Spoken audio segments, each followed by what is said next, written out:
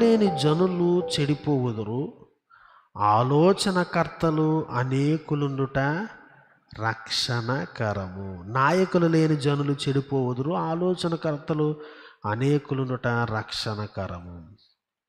See godly council అంటే దైవికమైన సలహాలను వెదకాలి.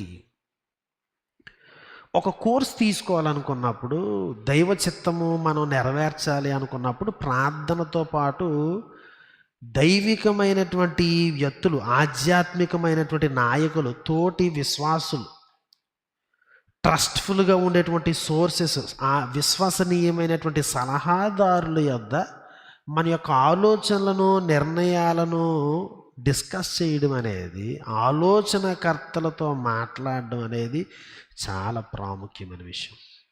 మన జీవితాల్లో మనం తీసుకునేటువంటి అత్యంత ప్రాముఖ్యమైన నిర్ణయాల్లో ఓటు నిర్ణయం అనేది అత్యంత ప్రాముఖ్యమైనది. అదొకటి. అంటే కేవలం నా అవగాహనతో నేను ఎవరికి ఓటు వేయాలో నిర్ణయించుకోవడం అనేది సరి అయిన విధానం కాదు.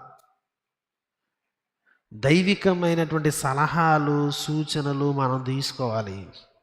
ఏదో సోషల్ మీడియాలో కొన్ని చూసి మనం ఏదో అవుతాం. ఇప్పుడు మీరు ఒక పార్టీకి సంబంధించిన ఒక వీడియో చూసారనుకోండి, ఇంకా ఆ పార్టీకి సంబంధించినవన్నీ పాజిటివ్ వీడియో చూస్తే పాజిటివ్గా వస్తూనే ఉంటాయి, నెగిటివ్ వీడియో చూస్తే నెగిటివ్ వస్తూనే ఉంటాయి ఆ పోస్టులు. వాటి మీద నిర్ణయం తీసుకున్నారనుకోండి, మీకు అన్ని విధానాల్లోనూ మీకు పోస్టులు రావు. మీ యూట్యూబ్ కావచ్చు, ఫేస్బుక్ కావచ్చు, మీ ఇన్స్టాగ్రామ్ కావచ్చు, మీరు చూస్తున్న రీల్స్ ఏదో ఒకటి మొత్తానికి. కానీ మీకు పార్షియల్గానే తెలుసు ఒక పార్టీకి సంబంధించి పాజిటివ్ లేకపోతే నెగిటివ్ అనేది తెలుసు. ఉన్న విషయాలు, అదే సబ్జెక్టుకి సంబంధించిన విషయాలు తెలియకపోవచ్చు. కాబట్టి కేవలం నా అవగాహన లేకపోతే సోషల్ మీడియాలో ఉన్నటువంటి విషయాలపైన ఆధారపడి నేను ఓటును నిర్ణయించుకోకూడదు.